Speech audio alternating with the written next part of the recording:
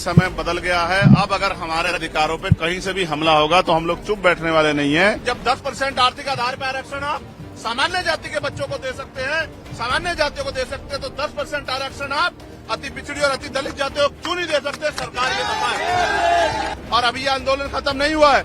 आज तो संपूर्ण भारत में भारत बंद जारी है, लेकिन 11 सितंबर को जो हमने दूसरा चरण इसका बुलाया दिल्ली में, उस दिन हम सरकार को घुटने टिकवा देंगे। चैलेंज करके कहता हूं, आज इस आंदोलन में जिस सरकार के नेतृत्व में हमारे लोगों की पीठ पर लाठियां पड़ेगी, उस सरकार की कुर्सी को पलटने का काम, तख्ता पलट करने का काम भी हम आने वाले कल में करेंगे।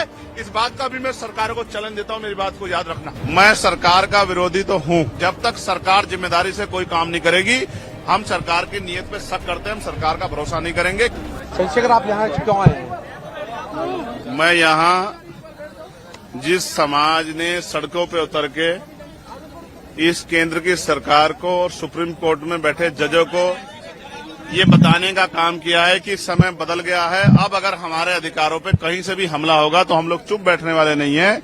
उसी सरकार को ये बताने कि जब समाज सड़कों पे रहेगा तो उनके नेता भी बंगलों में, महलों में नहीं बैठेंगे, वो भी सड़कों पे रह के समाज का संरक्षण करेंगे।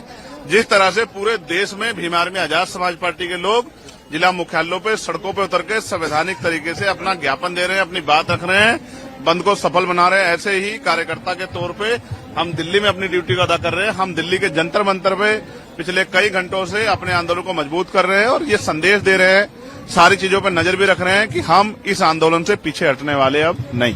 कुछ लोग कह रहे हैं आप विरोधी भी हैं बंद की। मैं सरकार का विरोधी तो हूं। मैं आपको बताना चाहता हूं कि सबसे पहले पार्लियामेंट में मैंने इसका ललकार कर विरोध किया और सरकार को चैलेंज किया कि सरकार अब आंखें खोल ले। अब वो दिन नहीं रहे 2 अप्रैल 2018 दोहराने का मौका न दे। और फिर सरकार ने अपनी बात रखते हुए कहा कि हम इसको नहीं कर रहे हैं, उसको नहीं कर रहे हैं, लेकिन जब तक सरकार जिम्मेदारी से कोई काम नहीं करेगी, हम सरकार की नीयत पे शक करते हैं, हम सरकार का भरोसा नहीं करेंगे। क्योंकि हमने देखा है आरक्षण पे सिर्फ ये हमला नहीं, निजीकरण के द्वारा, लेटरल एंट्री के द्वारा, जैसा अभी आपने 45 का कर दिया था, वो तो हमने जबरदस्त आवाज उठाई तो आपको वापस लेना पड़ा। फिर ठेकेदारी के जरिए, संविदा के जरिए, आउटसोर्सिंग के जरिए जिस तरह से आपने सरकारी नौकरियों को खत्म करके आरक्षण की धज्जियां उड़ाने का काम किया, ये किससे छिपावा नहीं है। और जिस तरह से आपकी सरकारें निजीकरण को बढ़ावा दे रही हैं, पूंजीपतियों को बढ़ावा दे रही हैं, कॉर्पोरेट सेक्टर को बढ़ावा दे रही हैं, सरकारी स्कूलों को बंद कर रही हैं, नौकरियों को खत्म करे, 69 शिक्षक भर्ती में जिस तरह आपने घोटाले किए, और फिर तमाम तरह से आपकी लंबे समय से नीति, आपकी आइडियोलॉजी हमने देखी। हम इस सरकार के ऊपर, इनकी नीतियों पर भरोसा नहीं करते, इसलिए हमें इस सरकार की नीयत पे खोट है। डॉक्टर बाबा साहब अम्बेडकर ने कहा था, संविधान कितना भी अच्छा क्यों ना हो, चलाने वाले हाथ अच्छे नहीं होंगे, उनकी नीयत अच्छी नहीं होगी, उनकी नीति अच्छी नहीं होगी, तो अंत संविधान बुरा साबित होगा। इसलिए आज हम ये नीला झंडा लेके आते हैं कि हम किसी भी कीमत पे सरकार के हथकंडों को, सरकार की बुरी मंशा को, सरकार के षड्यंत्रों को कामयाब नहीं होने देंगे। एक और बात, अगर सरकार कहती है कि बंटवारे की बात, वो कुछ देने की बात कर रहे हैं, तो मैं आपको विश्वास दिलाता हूं, मैं चंद्रशेखर आजाद, बाबा साहब अम्बेडकर, मान्यवर काशीराम साहब, मान्यवर दीना भाना वाल्मीकि जी के मिशन का सिपाही, मैं आपको विश्वास दिला कहता हूं, ये हमारे भाइयों की बात है। हम अपने भाइयों से इस आंदोलन के बाद टेबल टॉक करेंगे, उनकी समस्या को सुनेंगे, अपनी बात भी रखेंगे और मिलकर अपनी समस्या का हल निकालेंगे। हम बंदर बाट नहीं होने देंगे। हम सरकार को अपने अधिकारों पे राजनीतिक रूप से फायदा लेने के लिए अपने लोगों को लड़ने नहीं देंगे। हम अपने भाईचारा बना के रखेंगे। और फिर मैं कह रहा हूं, मैंने 1.5 साल पहले मांग उठाई थी कि जो जिन जातियों को अवसर नहीं मिले, जब 10% आर्थिक आधार पर आरक्षण आप सामान्य जाति के बच्चों को दे सकते हैं, सामान्य जातियों को दे सकते हैं, तो 10% आरक्षण आप अति पिछड़ी और अति दलित जातियों को क्यों नहीं दे सकते? सरकार ये बताए। लेकिन सरकार ने की मंशा ही कभी ये नहीं थी। सरकार की मंशा तो जातिगत आरक्षण को खत्म करने की है। सरकार की मंशा तो जातिगत आरक्षण को खत्म करके, हमारी संवैधानिक ताकत खत्म करके, आर्थिक आधार पर आरक्षण लागू करके अपने लोगों को फायदा देने की है। सरकार की मंशा तो लेटर एंट्री करके हमारे लोगों को सिस्टम से निकाल के, अपनी विचारधारा के लोगों को सिस्टम में बिठा के, और पॉलिसी मेकिंग में जब उनके लोग बैठे होंगे तो हमारे लिए पॉलिसियां नहीं बनेंगी।